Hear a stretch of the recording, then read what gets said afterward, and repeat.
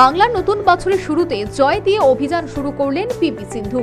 বুধবার Asian badminton চ্যাম্পিয়নশিপের প্রথম ম্যাচে জয়ী হলেন ভারতীয় শাটলার। মালয়েশিয়ার গোহিন উইকে 18-21, 21-14, 21-19 পয়েন্টে হারিয়ে দিলেন তিনি। যদিও এর আগে প্যারিস অলিম্পিকের প্রস্তুতির জন্য সিধু নাম প্রত্যাহার করেছিলেন উবের কাপ থেকে, কিন্তু এশিয়ান চ্যাম্পিয়নশিপে অনেকটাই ঝাঁঝালো ভাব যেখানে প্রথম ম্যাচে। Bureau report, news vanguard.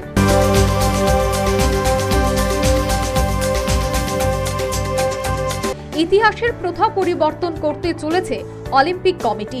অতীতে কোনো অলিম্পিকেই পদক জয়ীদের আর্থিক পুরস্কার দেওয়া হতো না, কিন্তু বিশ্ব অ্যাথলেটিক সংস্থার ঐতিহাসিক সিদ্ধান্ত নিল অলিম্পিক আসরের জন্য যে সমস্ত অ্যাথলেট অলিম্পিক আসরের প্রতিটি বিভাগে সোনা জয় করবে তাদের আর্থিক পুরস্কার দেবে অলিম্পিক কমিটি। 2028 সালের অলিম্পিক আসরের সমস্ত পদক জয়ীরা পাবে আর্থিক পুরস্কার, যার মধ্যে সোনা জয়ী খেলোয়াড়রা পাবেন প্রত্যেকে $50,000 অর্থাৎ 41,70,000 টাকার পুরস্কার। Bureau report, news vanguard.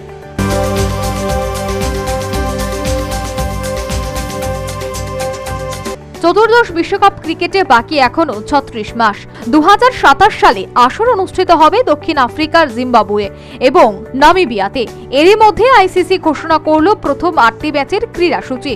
ঘোষিত সূচি অনুযায়ী প্রথম 8টি ম্যাচ অনুষ্ঠিত হবে দক্ষিণ আফ্রিকায়, যার কারণে বিজ্ঞানসম্মতভাবে সেজে উঠেছে দেশের বিভিন্ন প্রান্ত, যাদের মধ্যে রয়েছে হোটেল, অনুশীলন মাঠ, বিমানবন্দর থেকে শুরু করে সমস্ত কিছু। এদিকে আইসিসি স্বীকৃত 11টি স্টেডিয়ামে রয়েছে দক্ষিণ আফ্রিকার, তবে সে সমস্ত মাঠগুলিতেই অনুষ্ঠিত হবে আসরের প্রতিটি match. Bureau report, news Vanguard.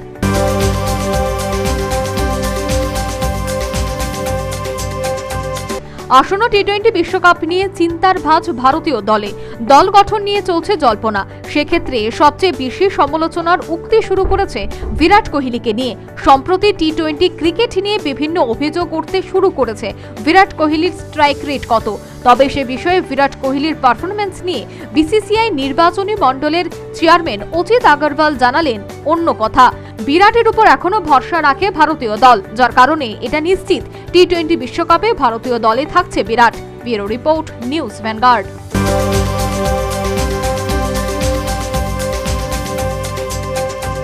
ঘোষণা হলো আইএসএল এর প্লে অফের দিনক্ষণ এবং ফাইনাল ম্যাচের সূচি। 2023-24 আইএসএল জমে উঠেছে দারুণভাবে। ইতিমধ্যে প্রকাশিত হয়েছে প্লে অফ ম্যাচের ক্রীড়াসূচি। প্লে অফ ম্যাচে 6টি দল মুখোমুখি হবে। প্লে অফ ম্যাচের নকআউট পর্ব চলবে 19 এবং 20 এপ্রিল।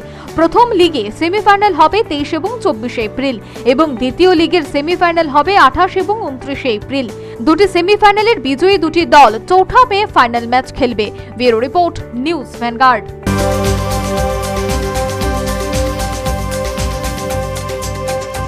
রোহিত শর্মার মন গলাতেই কি এবার সক্রিয় হলেন আম্বানিরা? এবছর আইপিএলে মুম্বাই মানেই বিতর্ক আর বিতর্ক। তার মধ্যে সবথেকে বিতর্কের বিষয় রোহিত শর্মা ও হার্দিক পান্ডিয়ার সম্পর্কের ইকুয়েশন। মাঝে মধ্যেই রোহিত শর্মা ও পান্ডিয়াকে নিয়ে উত্তাল হচ্ছে সোশ্যাল মিডিয়া, যা লক্ষ্য করেছেন মুম্বাই দলের মালকিন নিতু আম্বানি। দুই সিনিয়র ক্রিকেটারের মনোমালিন্যে প্রভাব পড়েছে দলে। পরপর পরাজয়ে কোণঠাসা মুম্বাইকে ফর্মে ফিরতে হলে রোহিত শর্মাকে রানে ফিরতে হবে। রোহিত শর্মার ক্রিকেট মস্তিষ্ককে কাজে লাগাতে হবে। মাঠের ভিতরে পান্ডিয়া যা পারছেন না বলে হয়তো মনে করছে মুম্বাই দলের মালকিন। আর দেরিতে হলেও এই ধ্রুব সত্যটা বুঝতে পেরেছেন আম্বানিরা। ক্রিকেট বিশেষজ্ঞরা বলছেন রোহিত শর্মাকে কাজে লাগাতেই তার সঙ্গে একান্তে কথা বলতে গিয়েছেন আকাশ আম্বানি। দলে ফিল গুড হাওয়া বজায় রাখতে অনুশীলনে রোহিত শর্মাকে নিয়ে স্টেডিয়ামে পৌঁছালেন আকাশ আম্বানি। ক্রিকেট বিশেষজ্ঞরা বলছেন হার্দিক পান্ডিয়াকে হয়তো কড়া বার্তা দিল আম্বানিরা, কারণ তারা বোঝাতে চাইলেন রোহিত শর্মা এখনো মুম্বাই ইন্ডিয়ান্সের সম্পদ, তাকে দল থেকে ছেড়ে দেওয়ার কোনো ইচ্ছেই নেই। Bureau report, news vanguard.